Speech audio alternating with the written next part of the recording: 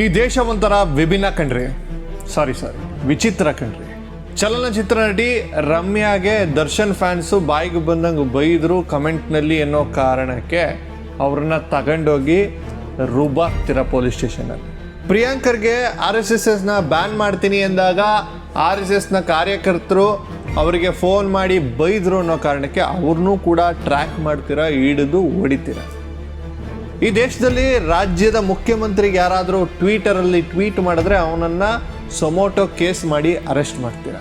ಪ್ರಧಾನಮಂತ್ರಿಗೆ ಬಾಯಿಗೆ ಬಂದಂಗೆ ಯಾರಾದರೂ ಮೀಡಿಯಾದಲ್ಲಿ ಮಾತಾಡಿದ್ರೆ ಅವನನ್ನು ಕರ್ಕೊಂಡೋಗಿ ಸ್ಟೇಷನಲ್ಲಿ ಹಾಕೊಂಡು ರುಬ್ತೀರಾ. ಇಷ್ಟೆಲ್ಲ ಮಾಡೋರು ಸನಾತನ ಹಿಂದೂ ಧರ್ಮದ ಪುಣ್ಯಕ್ಷೇತ್ರವಾದಂತಹ ಧರ್ಮಸ್ಥಳಕ್ಕೆ ಬುಲ್ಡೋಸರ್ ನುಗ್ಗಿಸ್ತೀನಿ ಎಂದವನ್ನ ಸುಮ್ಮನೆ ಬಿಟ್ಟು. ಸನಾತನ ಹಿಂದೂ ಧರ್ಮದ ಧರ್ಮಸ್ಥಳ ಅನ್ನುವಂತಹ ದೇವಸ್ಥಾನದ ಧರ್ಮಾಧಿಕಾರಿಯಾದ ವೀರೇಂದ್ರ ಹೆಗ್ಗಡೆಯವರವರನ್ನ ಕಾಮಾಂದ ಅಂತ ಕರೆದಾಗ್ಲೂ ಸುಮ್ಮನೆ ಬಿಟ್ಬಿಟ್ರಿ. ಹೆಂಗ್ರಿ ಇದು? ಯಾವ ಥರ ಇದು ಬಯಾಸ್ಡ್ ಆಗಿ ಈ ಥರ ಸೆಲೆಕ್ಟಿವ್ ಆಗಿ ಹಿಡಿಯೋದು? ಅವ್ರಿಗೇನು ಅಧಿಕಾರ ಇಲ್ಲ ಅಂತನಾ? ಈಸೆ ರಾಜ್ಯಸಭಾ ಎಂ ಪಿಯನ್ನು ಯಾರು ಏನು ಬೇಕಾದರೂ ಬೈಬೋದು, ಕಾಮಾಂದ ಅಂತ ಅನ್ಬೋದು. ಆದರೆ ಈ ರಾಜ್ಯದ ಮುಖ್ಯಮಂತ್ರಿ ನನಗಿಲ್ಲ, ಈ ದೇಶದ ಪ್ರಧಾನಿ ನನಗಿಲ್ಲ. ತಗೊಂಡು ಹೊರಟಾಯ್ತೀರಿ. ಏನು ಮೆಸೇಜ್ ಕೊಡ್ತಾ ಇದ್ದೀರಿ? ನಾನು ಸರ್ಕಾರಕ್ಕೆ ನೇರವಾದಂತಹ ಪ್ರಶ್ನೆ ಕೇಳ್ತಾ ಇದ್ದೀನಿ. ಇಲ್ಲಿವರೆಗೂ ನಾನು ಸರ್ಕಾರನ ಒಂದೇ ಒಂದು ಸರಿನೂ ಪ್ರಶ್ನೆ ಮಾಡಿರಲಿಲ್ಲ. ಯಾಕೆ ಅಂತಂದರೆ SIT ತನಿಖೆಯಲ್ಲಿ ಒಂದಷ್ಟು ಜನರು ಹೊರಗೆ ಬರುವ ಎಲ್ಲ ಸಾಧ್ಯತೆಗಳಿವೆ. SIT ತನಿಖೆ ಆದಮೇಲೆ ಇವ್ರಿಗೆಲ್ಲ ಹಬ್ಬ ಇದೆ ಅಂತ ನಾನು ಕಾಯ್ಕೊಂಡಿದ್ದೆ. ಇವರು ಷಡ್ಯಂತ್ರ ಮಾಡಿದ್ದ ಕೇಸಿಗೆ ಬಿಟ್ಬಿಡಿ, ಅವ್ರನ್ನ ಆಯಿತು ಬಿಟ್ಬಿಡಿ.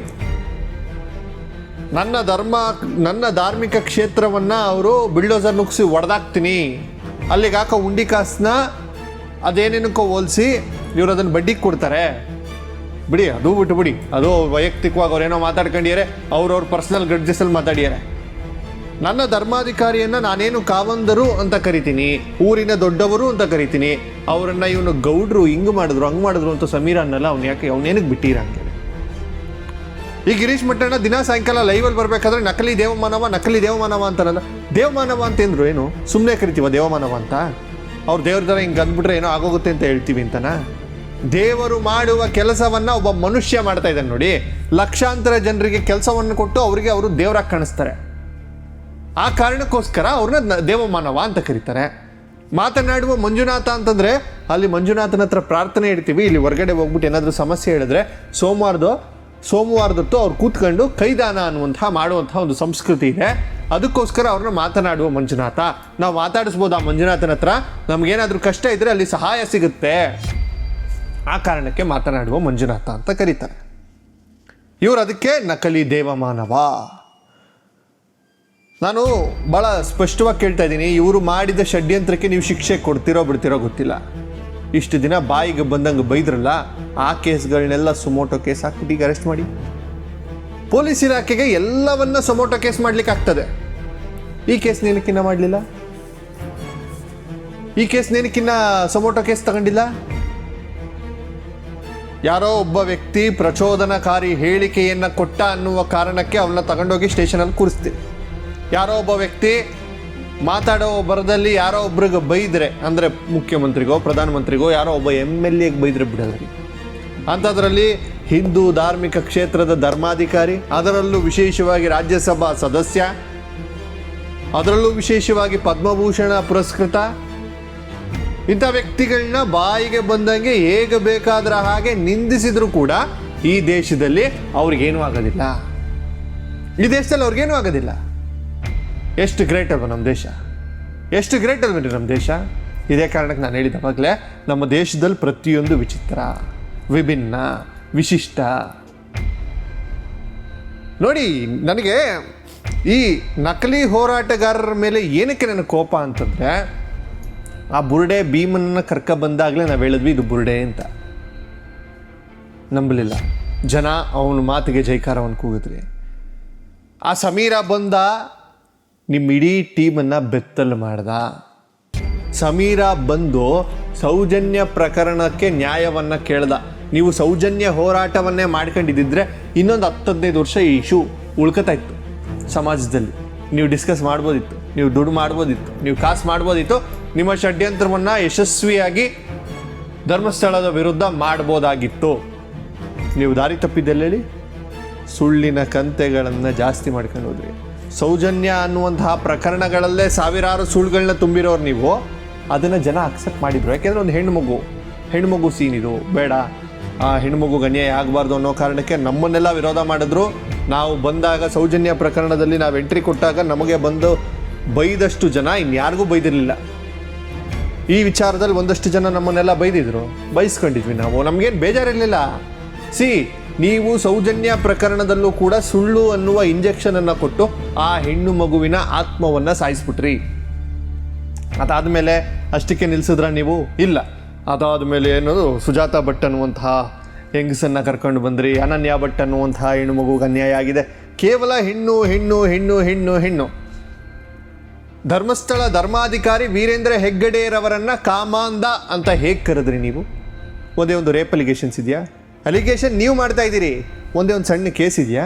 ಯಾವ್ದಾರು ಅದು ಹೆಂಗಸ್ ಬಂದು ಹೇಳ ನನ್ನ ಮೇಲೆ ರೇಪ್ ಮಾಡಿದ್ದಾರೆ ಅಂತ ಹೆಂಗೆ ಕಾಮಾಂಧ ಅಂತ ಕರೆದ್ರಿ? ಕಾಮಾಂಧನ ಕುಟುಂಬ ಅಂತ ಹೆಂಗೆ ಕರೆದ್ರಿ? ಪಬ್ಲಿಕ್ ಲೈಫ್ನಲ್ಲಿ ಕೂತಿದ್ದಾರೆ, ಪಬ್ಲಿಕ್ ಲೈಫ್ನಲ್ಲಿ ಬದುಕ್ತಾ ಇದ್ದಾರೆ ಅನ್ನುವ ಕಾರಣಕ್ಕೆ ಯಾರನ್ನ ಹೇಗೆ ಬೇಕಾದರೂ ಬೈಬೋದು ಅನ್ನೋ ಕಾರಣಕ್ಕೆ ನೀವು ಈ ಎಲ್ಲ ವಿಚಾರಗಳನ್ನ ಮಾಡಿದ್ರಿ ಅಂತ ನನಗನ್ನಿಸ್ತಾ ಇದೆ. ಅದೇ ನಿಮ್ಮಗಳನ್ನ ಒಂದು ಸರ್ತಿ ಷಡ್ಯಂತ್ರ ರೂಪಿಸ್ತಾ ಇದ್ದಾರೆ ಅಂತಿದ್ದಂಗೆ ಗಿರೀಶ್ ಮಟ್ಟಣ್ಣ ಮಕ ಎಲ್ಲ ಹಿಂಗೆಂಗೋ ಮಾತಾಡ್ಕೊಂಡು ಹಿಂಗೆ ಮಾತಾಡ್ದ ನೋಡಿದ್ರಿ. ಭಾಳ ಬೇಸರದಿಂದ ನಾನು ಮಾತಾಡ್ತಾ ಇರುವಂತಹ ಮಾತುಗಳಿದ್ವು. ಯಾವುದೂ ಕೂಡ ನಿಮ್ಮ ದ್ವೇಷ ಅಥವಾ ನಿಮ್ಮ ಮೇಲಿರುವಂತಹ ಕೋಪದಿಂದ ಮಾತಾಡೋದಕ್ಕಿಂತ ಹೆಚ್ಚಾಗಿ ದ್ವೇಷದಿಂದ ಅಲ್ಲ ನಾನು ಮಾತಾಡ್ತಾ ಇರೋದು, ನೋವಿನಿಂದ ಮಾತಾಡ್ತಾ ಇದ್ದೀನಿ. ಅಷ್ಟು ನೋವಾಗಿದೆ ಮನಸ್ಸಿನೊಳಗೆ. ಮಂಜುನಾಥ ಸ್ವಾಮಿ ಅಲ್ಲಿದ್ದಾನ ಅಂತ ಕೇಳುವ ಮಟ್ಟಿಗೆ ಜನರನ್ನ ತಂದಿಟ್ರಿ. ಏನು ಈ ಪೀಳಿಗೆಯ ಗಂಡು ಮಕ್ಕಳು ಅಥವಾ ಹೆಣ್ಣು ಮಕ್ಕಳು ಇದ್ದಾರೆ, ಧರ್ಮಸ್ಥಳ ಅಂದರೆ ಏನೋ ಧರ್ಮಸ್ಥಳ ಹೋಗೋದೇ ಬೇಡ, ನಾನು ಬರಲ್ಲ ಅಲ್ಲಿಗೆ, ದೇವರೇ ಇಲ್ಲ, ಮಂಜುನಾಥನೇ ಇಲ್ಲ ಅನ್ನೋ ಲೆವೆಲ್ಗೆ ತಂದಿಟ್ಬಿಟ್ರಿ. ಆ ನಂಬಿಕೆ ಮೇಲೆ ದಾಳಿ ಮಾಡಿದ್ರಿ. ಯಾರು ಬೇಡ, ನಮಗೆ ತುಂಬ ಗೊತ್ತಿರುವಂತಹ ಆತ್ಮೀಯ ಸ್ನೇಹಿತರೊಬ್ಬರು ಮೆಸೇಜ್ ಮಾಡ್ತಾರೆ, ಅವ್ರ ತಾಯಿ ಕಷ್ಟ ಗೊತ್ತಾ ನಿನಗೆ? ನನ್ನ ಜೊತೆ ಕಾಲೇಜಿನಲ್ಲಿ ಸೀನಿಯರ್ ಆಗಿರ್ತಾರೆ ಅವರು, ನಾನು ಓದ್ತಿದ್ದಂತಹ ಕಾಲೇಜಿನಲ್ಲಿ ಸೀನಿಯರ್ ಆಗಿರ್ತಾರೆ. ಅತಿ ಬುದ್ಧಿವಂತರಂಗೆ ನನಗೆ ಮೆಸೇಜ್ ಮಾಡ್ತಾರೆ, ಅವ್ರ ತಾಯಿ ಪರಿಸ್ಥಿತಿ ನೋಡಿ ನೀನು ಈ ಥರ ಮಾತಾಡ್ತಿರೋದು ಕರೆಕ್ಟಾ? ಅಲ್ಲೇನು ನಡೆದಿದೆಯಾ ನಿನಗೆ ಗೊತ್ತಾ? ನೀನು ಸುಮ್ಮನೆ ಮಾತಾಡ್ತಿದ್ಯಾ ಅಂತ.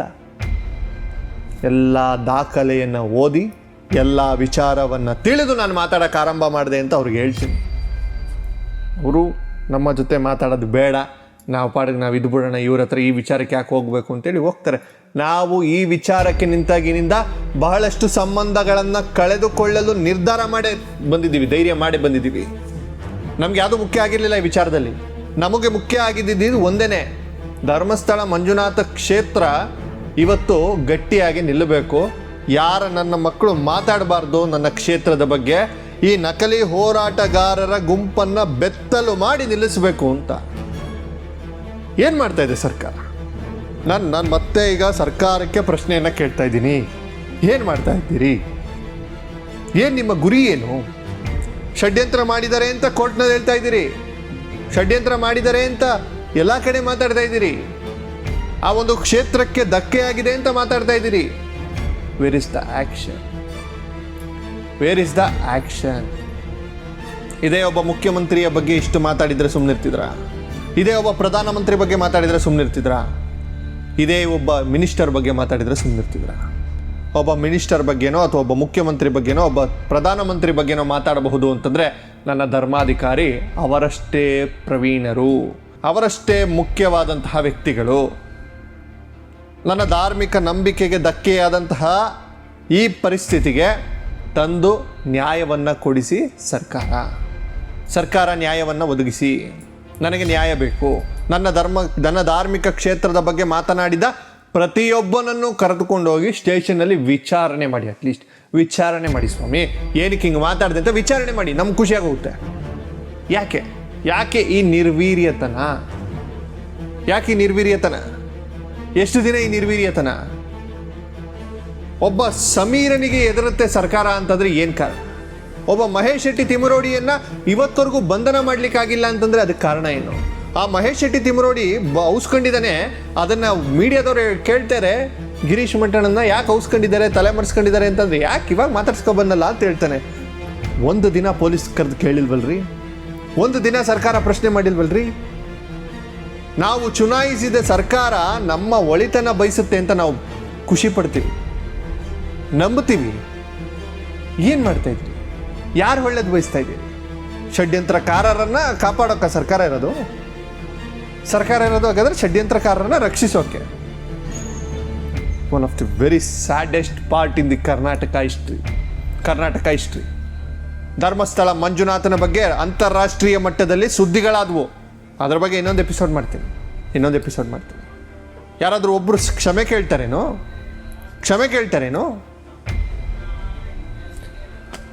ಈ ಪ್ರಕರಣ ತಾರ್ಕಿಕ ಅಂತ್ಯಕ್ಕೆ ಬರಬೇಕು. ಕೇವಲ ನ್ಯಾಯಾಂಗ ವ್ಯವಸ್ಥೆಯಲ್ಲಿ ನ್ಯಾಯಾಂಗ ಶಿಕ್ಷೆ ಕೊಡುತ್ತೆ ಅಂತ ಹೇಳೋರಲ್ಲ. ಅಣ್ಣಪ್ಪ ನೋಡ್ಕೊತಾನೆ.